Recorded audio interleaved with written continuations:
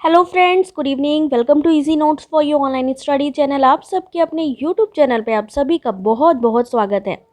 Friend, जैसा कि आप जानते हो, हर बार आपके लिए एनालिसिस लेकर आते हैं, आपको बताते हैं कि किस तरीके के क्वेश्चन आए हैं। आज थोड़ा नेटवर्क इशू था जिसकी वजह से मैं एनालिसिस नहीं डाल पाई, बट फिर भी आप लोगों का छूटे नहीं, आपको पता लगे कि कैसे क्वेश्चन आए हैं आज शिफ्ट 1 में। जल्दी से दिखा देते हैं। ये देख सकते हैं हमारे कैंडिडेट जो कि हमारे साथ टेलीग्राम पे जुड़े हैं, केजेड। इनका आज एग्ज़ाम था फर्स्ट शिफ्ट में, तो इन्होंने ये बोला है कि जो मैम आपने पढ़ाया था वो आया है, बहुत हेल्प मिली है उससे। क्वेश्चन पेपर जिनको डाउट था कि हिंदी में आएगा कि इंग्लिश में आएगा, वो भी यहाँ पर इन्होंने बता दिया है कि हिंदी और इंग्लिश दोनों में एक साथ आएगा। ठीक है, जैसा एनटीए के मॉक टेस्ट में होता है कि अलग से लैंग्वेज चूज़ करने का, तो वो ऑप्शन नहीं था। यानी डायरेक्टली आपको हिंदी इंग्लिश दोनों ही ऑप्शन दिखाई देंगे, दोनों ही क्वेश्चन आपको मीडियम के दिखाई देंगे। ठीक है, तो ये यहाँ पर मीडियम का भी आपका जो सॉल्यूशन है वो पता चल गया है, यानी आपको टेंशन लेने की ज़रूरत नहीं है। हिंदी इंग्लिश दोनों में ही आपका पेपर दिखेगा। अब बात करते हैं कि आज का पेपर था कैसा। आज का पेपर अच्छा आया था।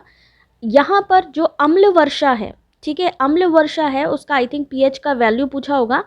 खेत भूमि, जल प्रदूषण, वायु प्रदूषण, इससे रिलेटेड जो है मैचिंग आई थी। टीचिंग एप्टीट्यूड में सारा स्टेटमेंट से ही क्वेश्चन आया था। टीचिंग एप्टीट्यूड जैसे लर्नर करेक्टरिस्टिक्स वगैरह इनसे आई होगी। आईसीटी अच्छा था, रैम रोम मेमोरी से पूछा गया था। मैग्ना कार्टा के जनक, ठीक है, इंडिया का मैग्ना कार्टा, शिक्षा का मैग्ना कार्टा किसे कहते हैं? वुड को कहते हैं, चार्ल्स वुड को कहते हैं, वहाँ से क्वेश्चन आया था, तो ये देख सकते हैं। आरसी आपकी आई थी पॉलिटिक्स से रिलेटेड। हेक्साडेसिमल कैसे लिखते हैं, इससे रिलेटेड कुछ ऑप्शन था, तो यहाँ पर मे बी ये पॉसिबल है कि या तो यहाँ पे डिजिट पूछी होगी कि हेक्साडेसिमल कैसे लिखते हैं, और या फिर वैल्यू कैसे लिखते हैं। तो आपको पता है हेक्साडेसिमल का जो बेस होता है वो कितना होता है, 16 होता है, और 0 से 9 और ए से एफ तक के बीच का जो है यहाँ पर डिजिट 16 काउंट की जाती है हेक्साडेसिमल में। ठीक है, तो इससे रिलेटेड यहाँ पर क्वेश्चन आया था। और उसके अलावा अगर हम डेटा इंटरप्रिटेशन की बात करें तो बजट से रिलेटेड क्वेश्चन था, जहाँ पर डेटा दिया गया था 2018 से 2022 तक का।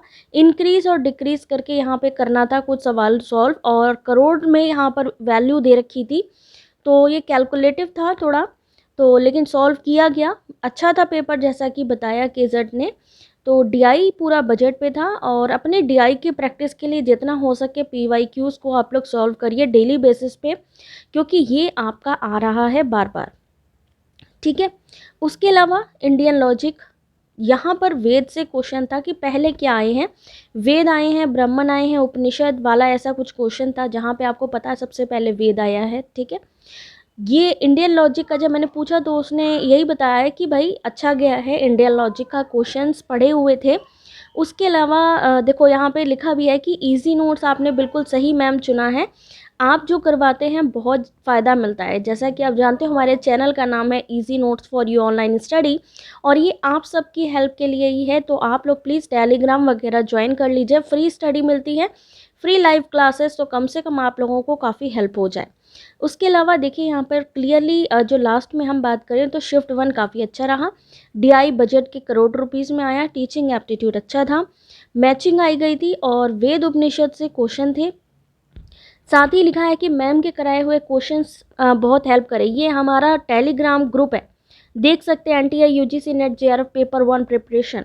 उसके अलावा वेदास, ब्राह्मण्स, यहाँ पे जो है उपनिषद, धम्मसूत्र, यहाँ से पूछा था कि पहले कौन सा आया।